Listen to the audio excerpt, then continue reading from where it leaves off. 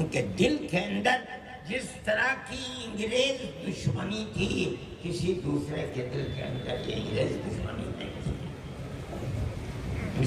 Mister جو صوبہ جات متحدہ کا انگریز گورنر تھا، وہ کہا کرتا تھا کہ شیخ الہند کو اگر جلا کر راکھ کر دیا جائے گا تو اس کی راکھ سے بھی انگریز کی دشمنی کی بو آئے گی۔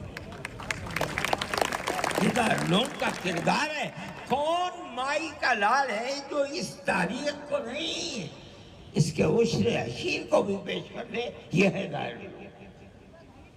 جب حضرت شیخ الہند رحمۃ اللہ علیہ مالٹا کیا کر رہے ہو تو چلو یہاں سے، جب حضرت شیخ الہند رحمۃ اللہ علیہ مالٹا کی جیل سے واپس آئے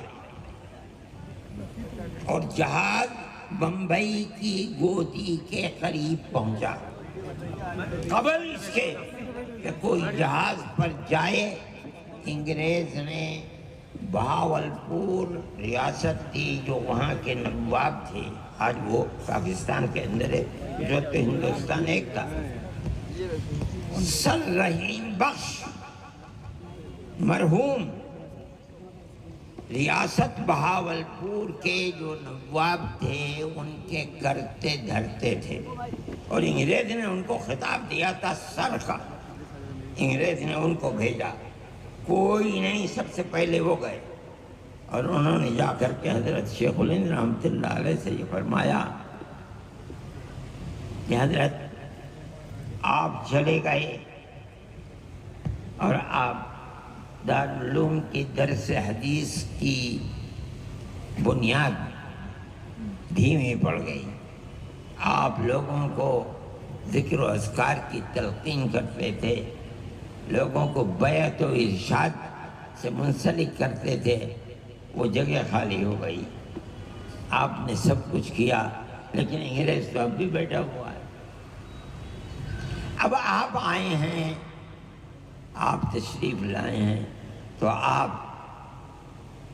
اب بیٹھ جائیے، دارالعلوم کی اس مسند کو زندہ کیجیے، آباد کیجیے، اور جو بیعت و ارشاد کا گھر خالی ہو گیا ہے، بزرگ رہے نہیں ہیں، اب اس بیعت و ارشاد کے سلسلے کو جاری فرما دیں تو یہ مسلمانوں کے لیے بہت بڑی ایک بڑا سہارا بن جائے گا۔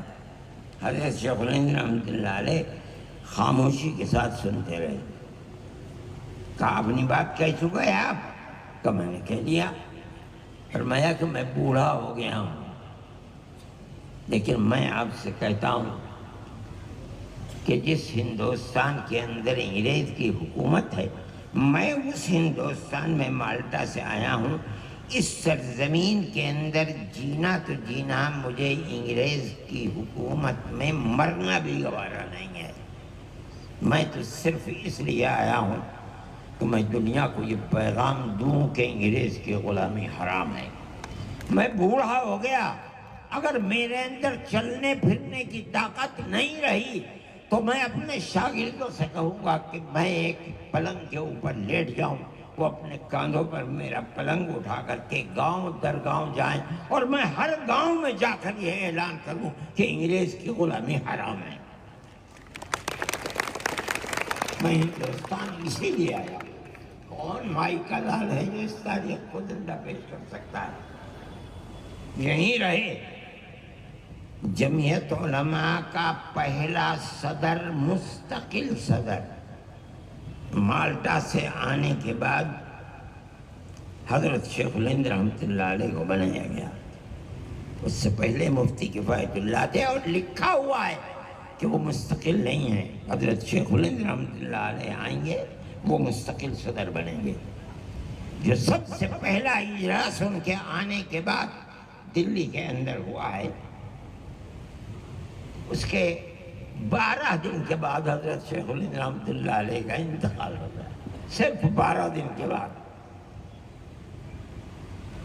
خود حضرت شیخ الہند رحمۃ اللہ علیہ نہیں پڑھ سکے، اپنی بیماری اور کمزوری کی وجہ سے۔ اس جلسے کے اندر اب مولانا شبیر احمد صاحب عثمانی کو وہ دیا اور انہوں نے اس کو پڑھا ہے۔ یہ حضرت شیخ الہند کی تاریخ ہے۔ میرے بھائی، اس تاریخ کو کون پیش ہے؟ پھر ان کے شاگرد یہاں آئے، حضرت شیخ الہند رحمۃ اللہ علیہ۔ میں نے اپنے والد حضرت مولانا سے سنا ہے، مولانا مدنی سے، کہ میرا پروگرام یہ تھا کہ ہندوستان جا کر کے مالٹا سے، اور میرے والد کا انتقال ہو گیا، میری ماں کا انتقال ہو گیا، میری بیوی کا انتقال ہو گیا، میں جاؤں جا کر کے کم از کم تعزیت تو دے دوں۔ اتنے دن میں رہا مالٹا میں، یہ سب داغ مفارقت دے گئے، میں جاؤں گا۔ مگر حضرت شیخ الہند رحمۃ اللہ علیہ یہاں آ کر کے انتقال فرما گئے۔ میں نے یہ طے کر دیا کہ جو ان کا نقطۂ نظر تھا، جب تک ملک آزاد نہیں ہوگا میں بھی یہیں رہوں گا، میں نہیں جاؤں گا، ملک آزاد ہوگا تبھی میں اس ملک سے جاؤں گا۔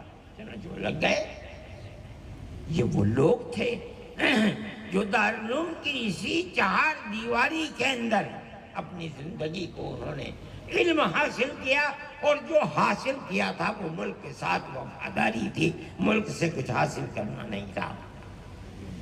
شیخ الہند چلے گئے، انہوں نے کچھ نہیں حاصل کیا، قبرستان موجود ہے، دیکھ لو۔ حسین احمد مدنی چلے گئے، کچھ نہیں حاصل کیا۔ مفتی کفایت اللہ چلے گئے، کچھ نہیں حاصل کیا۔ وحید احمد چلے گئے، وہ بھی قبرستان میں ٹانڈے میں مدفون ہیں، کچھ نہیں لیا۔ کیا چیز تھی؟ اس لیے کہ انہوں نے جو کچھ کیا تھا شیخ الہند کی تحریک سے کیا تھا، ملک کے لیے کیا تھا، ملک سے حاصل کرنے کے لیے نہیں کیا تھا۔ یہ دارالعلوم کی تاریخ ہے میرے بھائی، اس تاریخ کو ذہن میں رکھنا چاہیے، یاد رکھنا چاہیے۔ دنیا اس تاریخ کو بھلا رہی ہے۔ یہ بڑی بدقسمتی کی بات ہے کہ آج ملک کے اندر فرقہ پرستی کی جو طاقت ابھری ہوئی ہے، وہ مسلمان جس کی تاریخ یہ ہے جس کو میں نے آپ کے سامنے بیان کیا، اس مسلمان کو دہشت گرد بتاتی ہے۔ آج بھی میں نے اخبار کے اندر دیکھا جس کے اندر کہتے ہیں کہ 80% مسلمان ملک کے اندر دہشت گرد ہیں۔ ارے پاگل، تم نے ملک کی تاریخ کو کیا جانا ہے؟ وہ مسلمان جس کی تاریخ یہ ہے کہ میں وہ ملک کا دشمن اور دہشت گرد ہوگا؟ جس کو چاہتے ہو پکڑ کر جس طرح چاہو جیلوں کے اندر بند کر دو، تمہاری دہشت گردی ہے۔ یہ فرقہ پرست طاقتیں دہشت گرد ہیں۔ ہندوستان کے اندر مسلمان کی تاریخ یہ ہے، جس کو دیکھنا ہے وہ آئے اور دارالعلوم دیوبند کو دیکھے، اس کی تاریخ کو پڑھے اور دیکھے کہ مسلمان اور ان کے باپ دادا کس طرح ملک کی آزادی کے لیے قربان دینے والے تھے، جنہوں نے ایک پیسہ بھی ملک سے نہیں لیا۔ اس کو سمجھنا چاہیے۔ آج کی جو صورتحال ہے، جب ملک آزاد ہوا تو ملک کی دستور سازی کی جو کمیٹی تھی، مولانا حفظ الرحمان صاحب جو جنرل سیکریٹری جمعیت علماء کے تھے اور دارالعلوم کے فارغ تھے، مولانا ابو الکلام آزاد تھے۔ مولانا اگرچہ دارالعلوم کے پڑھے ہوئے نہیں تھے، مگر جمعیت علماء ہند کی ورکنگ کمیٹی کے ممبر تھے، ملک کی دستور ساز کمیٹی کے یہ دونوں ممبر تھے۔